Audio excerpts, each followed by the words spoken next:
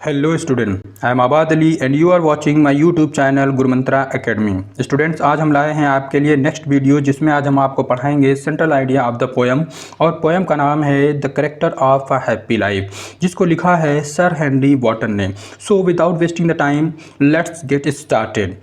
तो लाइन है सबसे पहली, this great poem has been composed by sir Henry Wotton. ये कविता जो कि बहुत ही ज़्यादा बेहतरीन कविताओं में से एक कविता है को सर हेनरी वॉटन ने लिखा है। बच्चों, जब भी आप सेंट्रल आइडिया लिखने की कोशिश करें तो उसमें सबसे पहले उस पोएम का नाम और उसके पोइट का नाम मेंशन ज़रूर करें, और यहाँ से स्टार्टिंग करने के बाद फिर उस पोएम से जो जो आपको व्यूज़ आते हों, जो जो आपको मुख्य पॉइंट्स आते हों, मुख्य धाराएं आती हों, मुख्य फैक्ट आते हों, वो सारे उस कविता में मेंशन कर दें।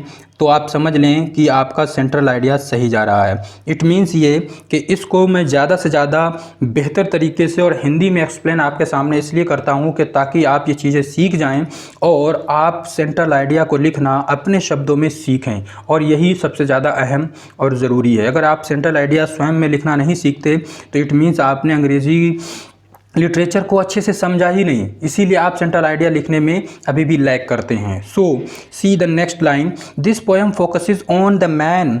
ये कविता जो है उस इंसान पर ध्यान दिलाता है या उस इंसान पर फोकस करता है who is free from everything. वो व्यक्ति जो हर चीज़ से एकदम मुक्त है। मुक्त है से मतलब दुनिया भर की, ये संसार भर की तमाम जो प्रॉब्लम्स हैं, एक्टिविटीज़ हैं, वो सारी प्रॉब्लम्स एंड एक्टिविटीज़ जो इंसान के जीवन में दुख को पैदा करती हैं, उन सारी चीज़ों से वो एकदम मुक्त है, फ्री है। एंड हु इंजॉयज लाइफ, और ऐसा व्यक्ति, वो खुशहाल प्रवृत्ति का व्यक्ति जो अपने जीवन का भरपूर आनंद लेता है। और कैसे लेता है? With simple way of living, अपने जीवन को एकदम साधारण ढंग से जीकर, यानी कि साधारण ढंग से ऐसा व्यक्ति जीता है और साधारण ढंग से जीने के साथ साथ अपने जीवन का भरपूर आनंद लेता है। कवि जो है ऐसे व्यक्ति के ऊपर फोकस करता है और बतलाता है कि किस प्रकार से व्यक्ति अपने मैनर और मैनरिज्म को सेट करके जीवन, अपना जो जीवन शैली है उसको सेट करके जीवन में खुश रह सकता है। आगे कहते हैं दैट मैन इज़ हैप्पी, कहते सही मायने में ऐसा ही व्यक्ति खुश है। कैसा व्यक्ति? And contented from his life, और वही व्यक्ति अपने जीवन में संतुष्ट भी है। वो व्यक्ति जो इन तमाम जो फॉर्मेलिटीज़ हैं समाज सोसाइटी की, जिनके पीछे हम अननेसेसरली दौड़ रहे हैं, उन सारी चीज़ों से जो फ्री है, मुक्त है, ऐसा व्यक्ति ही जो है वो अपने जीवन में खुश है और संतुष्ट भी है अपने जीवन से। वरना हम लोग रस्म व रिवाज के नाम से, शान व शौकत के नाम से, पैसे की अर्निंग के नाम से और आगे बढ़ने की दौड़ में बस हमने अपनी ज़िंदगी को एकदम नर्क बना रखा है। लेकिन जो सिंपल लाइफ को जीना पसंद करता है, जो इन तमाम चीज़ों से मुक्त है, उसका जीवन ही सही मायनों में खुशहाल है और वो अपने जीवन से में संतुष्ट है, खुश है। आगे कहते हैं there is a beautiful message, कहते हैं इस कविता में एक बेहतरीन खूबसूरत मैसेज दिया गया है। Beautiful message for all of us, और वो हम सबको दिया गया है। मैंने जब ये पोएम पढ़ाई थी तो मैंने आपको बताया था कि ये जो पोएम है, ये पोएम कोई आम पोएम नहीं है।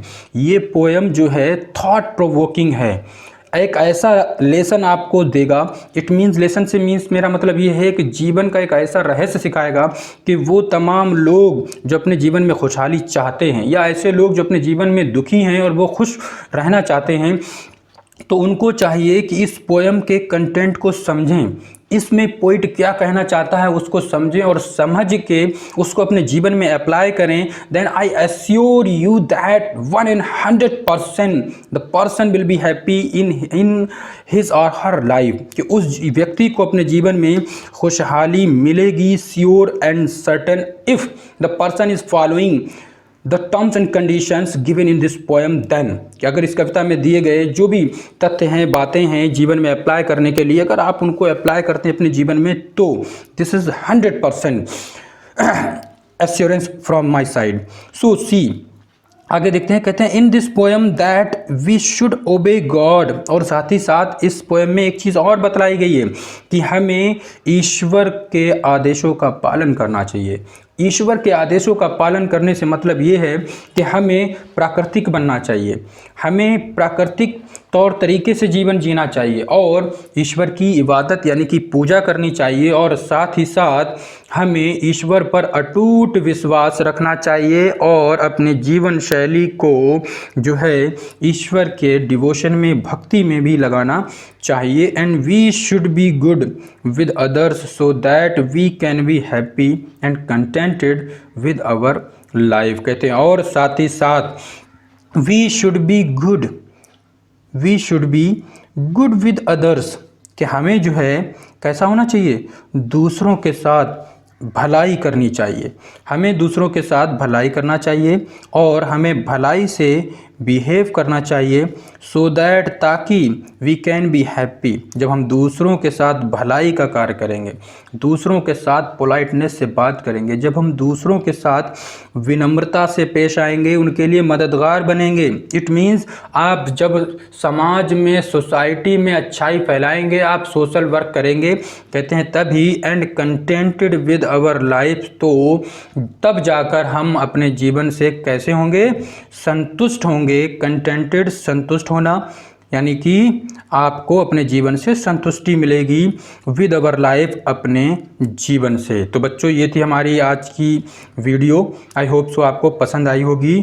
अब आपको अगली जो पोएम मिलेगी वो मिलेगी an elegy written in country churchyard. दोनों ही वीडियो मिलेंगे, आपको पोएट्री भी पूरी अच्छी तरीके से एक्सप्लेन की जाएगी और साथ ही साथ उसका सेंट्रल आइडिया अगली वीडियो में मिलेगा। All the best.